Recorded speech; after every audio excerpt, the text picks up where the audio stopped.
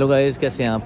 अच्छा जी, अब हम आगे हैं हाया सोफिया के एक्सटर्नल पार्ट पे and you can see here, अगर आपको दिखा सकूं, ये इसका टॉप है बहुत बड़ा, और ये वाला जो है ये भी इसी का पार्ट है।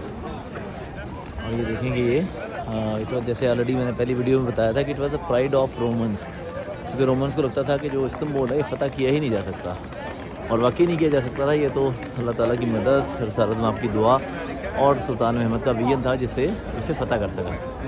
And you can see here कि कैसी हैबत है इस बिल्डिंग के अंदर, कैसी कमाल की कंस्ट्रक्शन है, कितने सौ साल गुजर गए हैं और आज तक वैसी की वैसे ही इंटैक्ट है। और इसके ऊपर वो गैलरीज बनी हुई हैं, जैसे मैंने आपको पहले बताया था वीडियो में, इसमें आप जाके देख सकते हैं पूरा वो पुराने वाला चर्च का जो कल्चर है। अच्छा, ये this is called heart of Istanbul, इसे सुल्तान महमद इस एरिया का नाम है, सुल्तान महमद स्क्वायर इसे कहते हैं। यहाँ पर 3 बड़ी हैपनिंग्स हैं। पहली हाया सोफिया है, एक्चुअली हागिया सोफिया है, HAGIA है, लेकिन इसको प्रोनाउंस हाया सोफिया कहा जाता है। और उसके साथ ही बैक साइड पे अगर आपको दिखाऊँ तो ये ब्लू मॉस्क है, जो इसकी समझेंगे फेस ऑफ इस्तांबुल है।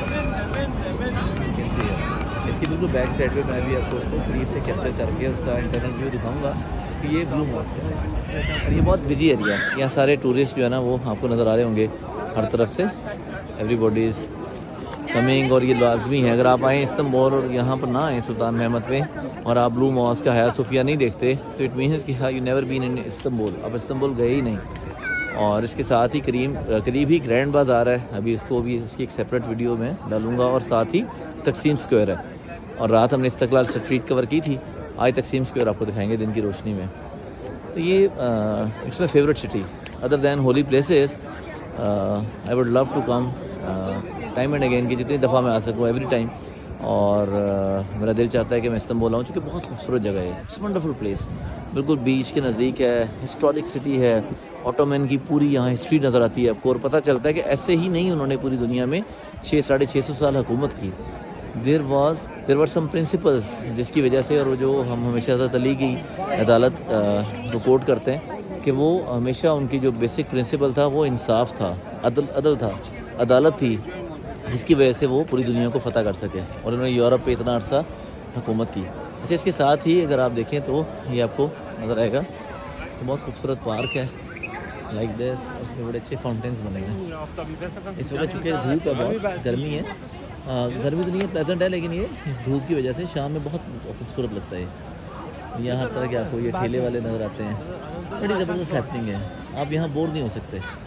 तो इट्स अ नाइस प्लेस, बहुत ही आपको कनेक्टिविटी मिलती है, आप अपने आप को समझते हैं कि आप तारीख़ के उस हिस्से में हैं। जैसे लाइक अगर आप ये हाया सोफिया देखते हैं तो अपने आप को आप विजुलाइज़ करते हैं कि आप उस टाइम पे कैसा होगा और क्या। अगर आपने, मुझे तो चूँकि आई लव्ड टर्किश हिस्ट्री, बहुत पसंद है, और वैसे मैंने बहुत पढ़ा भी है उसके मतलब। तो ये अगर आप देखें तो आपको पता चलता है कि वो कितना बड़ा काम था जो सुल्तान महमद ने किया था, तभी सुल्तान फ़ातेह से कहा जाता है। और उसका बहुत मतलब जो कुर्दुस उस्मान है, उस्मान गाजी के बाद सबसे बड़ा नाम उसी का है। अच्छा, उसके बाद जब आप ब्लू मॉस्क जाते हैं तो आपको पता चलता है कि उन्होंने कितना काम किया है। ये बहुत प्रैक्टिसिंग मुस्लिम नहीं है, लेकिन हमसे बहुत बेहतर है। अगर टर्किश एज ए नेशन बात की जाए तो इनके यहाँ वैल्यू सिस्टम हमसे बेहतर है। आजकल अनफॉर्चुनेटली ये बेचारे सफ़र कर रहे हैं पाकिस्तानी की तरह, कि बिकॉज़ कि यहाँ पर भी इन्फ्लेशन बहुत हाई है और पूरी दुनिया इनके अगेंस्ट है, और because of their principle stance agreed कि अगर उन्होंने फ़लस्तीन के लिए कुछ नहीं किया, ये अनफॉर्चुनेट है, अगर किया होता तो शायद ये और बेहतर होते। लेकिन फिर भी आज इतना टूरिस्ट होने के बावजूद भी यहाँ गुर्बत काफ़ी है और इन्फ्लेशन बहुत हाई है, महंगाई बहुत हो चुकी हुई है। और ये आप देखें, अगर आप इसको करीब से देख सकें, ये आर्किटेक्चर देखें सर आप, ये स्टोन्स, ये ब्रिक्स, ये आर्किटेक्चर इसने डिज़ाइन की होगी, क्या मास्टरपीस है, क्या मास्टरपीस है। और एज इट इज़ उन्होंने प्रिजर्व किया हुआ है। तो लवली, आप जितना इसके अंदर जाते हैं आप इतना इंस्पिरेशनल आपके लिए है। उन लोगों ने कितनी मेहनत की है, तो देखिए तो बहुत ही बिजी है, बहुत क्राउडेड है। इसके साथ ही तीसरी बड़ी हैपनिंग सुल्तान महमद पे है top copy palace. Top copy palace जो है वो बेसिकली यहाँ जो उनके हरम था, जहाँ वो ऑटोमन्स रहते थे, और अब उन्होंने बहुत एक्सपेंसिव कर दिया है। 1500 लीरा की एंट्री है, मीन्स टू 12,000 पाकिस्तानी। मैं चूँकि ऑलरेडी काफ़ी दफ़ा गया हूँ, इसलिए मैंने इसको प्लान नहीं किया, अदरवाइज़ वो आपको दिखाते हैं। और वहाँ वैसे भी अलाउ नहीं है, मोबाइल आप लेके नहीं जा सकते, कैमरा इज़ नॉट अलाउड। तो विद दिस जी, thank you very much and stay tuned, और आपको नेक्स्ट वीडियो ब्लू मॉस्क की दिखाते हैं। जज़ाकल्लाह।